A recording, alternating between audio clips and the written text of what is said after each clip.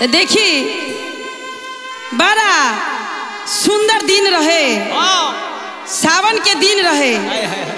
गौरा जी के भोला जी शादी करके लाके अब बैठा दिलस घर में। अब भोला जी भांग गाजा खा के अपने तो मस्ती में सूत गए। आ इतना पता ना रहे जे हमार आज इतना सुंदर दिन बा जे गौरा जी के लैनी है शादी करके।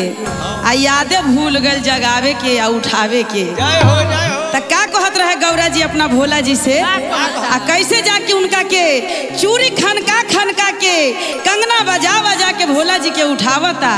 तैयो नहीं खे भोला जी जागता हो प्रियंका जी।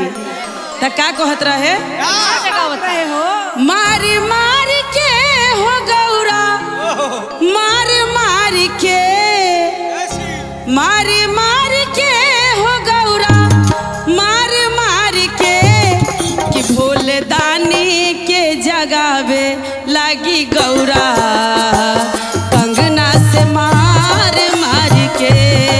भोले दानी के जगावे लागे गौरा कंगना से मार मार के। जय हो जय हो जय हो। और क्या